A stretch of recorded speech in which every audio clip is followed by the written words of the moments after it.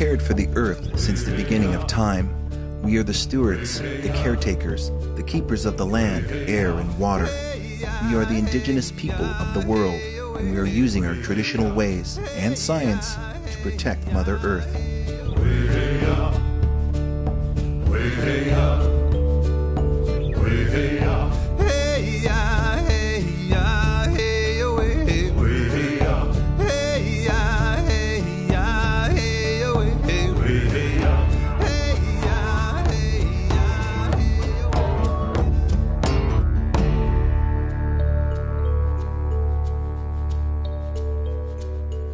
I'm Steve Tsleil, and welcome to Down2Earth. Today on our show, we travel to Vancouver, Canada, where we'll visit the Tsleil-Waututh Nation, where we'll learn how they're using their traditional values to manage their natural resources. Later in the show, we'll meet Nikki Alex, a young Navajo woman who is a leader in the green jobs movement in the American Southwest. The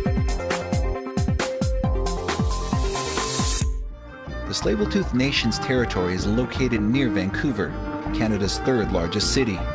We're curious to find out how this small Indigenous community of 400 people has become environmental role models in an urban area that's home to more than 2 million.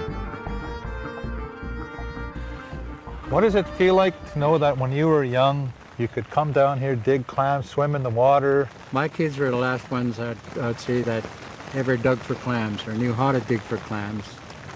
My grandkids, they don't know nothing about clams, digging clams.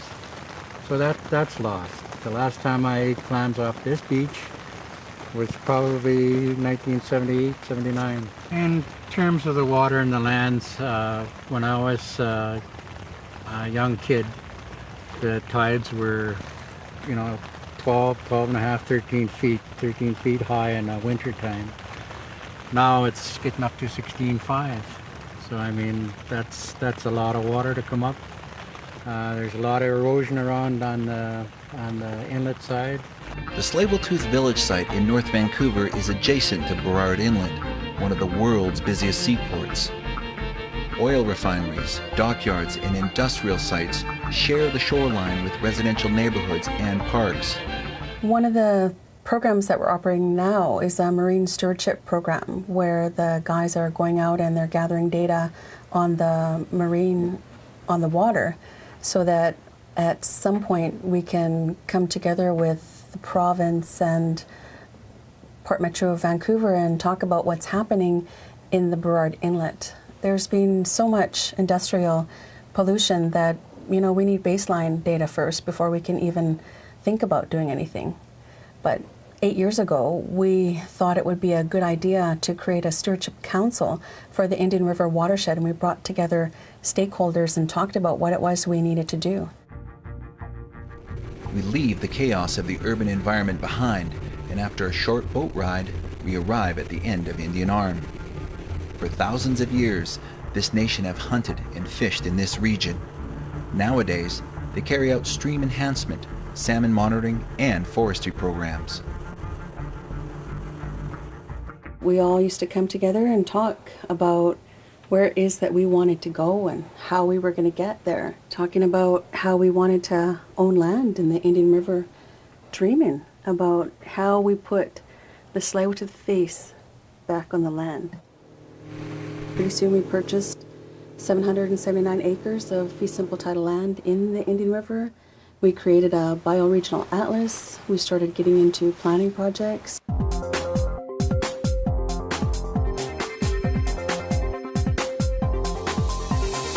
This is the head of the inlet where what we call Waututh. This is where the fish camps used to be all through the late summer into the fall and into November. I guess one story I could tell would be my great-grandfather. He used to paddle up in his dugout to come looking for deer. And he'd give his wolf call as he was coming up the inlet. And of course, in them days, the inlet could, it would echo all through. They'd answer him back, and then they'd circle around and they'd get a deer and they'd chase it down to him. And then he'd kill his deer. He wouldn't have to go up the bush to look for it. And before he left, he'd cut off one of the hindquarters and leave it for the wolf. and take the rest home. He'd always leave a hind quarter for him, so they'd always be well fed. And he'd make sure that he was all well fed. And that's how they named this? That's how we became the Wolf Clan. We used to have open houses where community members would come in and look at the things that we're doing and participate in the mapping. Because the bioregional mapping, it's living maps. So people are coming in and they're making adjustments and they're looking at the information that we have and they're adding to it and building on it. So what's an example of some of the type of enhancement work that will go along here? Well, we have some willow that were down in the channel that we had to cut. It's pretty low. And as soon as we cut it, it lifted, gave us an opportunity to walk through and continue monitoring the salmon run. So when you get a big snow, it yeah, the kinda... trees just sort of cave in on the channel. So no way to all the snow that comes up here. Makes it hard for us to do our job and walk through monitoring the salmon.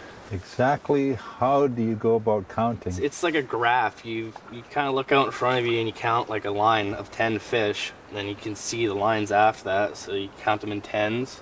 Or if it's a bigger school, then you got to count how deep they are. Yep. Same with the width, the length, and then you kind of do an estimate in your head, and then hopefully you get an accurate number. So like you kind of grid it in your mind, and then you just kind of like say there's like 4 fish across, 3 fish down, and then like 2 fish deep sort of thing, and then you just kind of times it by that. Our project revolves around the Indian River watershed, and right now we do fish enumeration.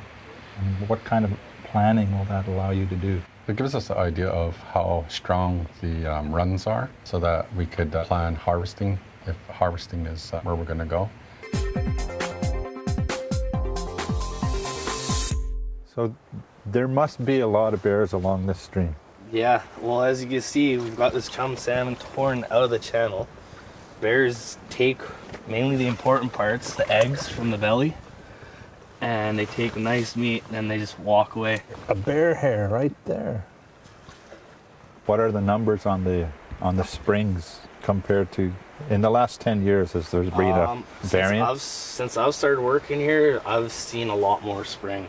The coho numbers are going up as well, but chum and pink are kind of slowly declining.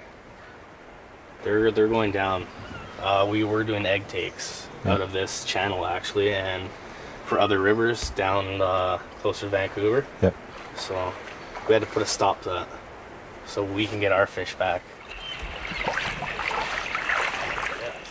What could you tell us about some of the traditional conservation practices here in the old days?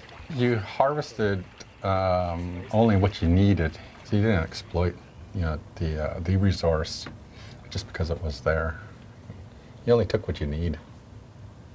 How important is it to Tsleil-Waututh community to secure traditional food sources for the future? Fish is a big thing within the community with the way sockeye is going and the dependency on that one species. People are kind of worried, and we're looking at other species, pink salmon and chum salmon and spring cod, the ground fish.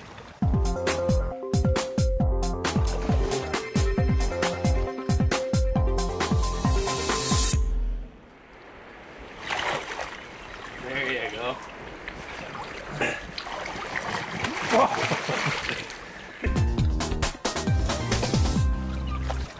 Well, here's a male. This one's a female. And how do you tell if they've done their thing already?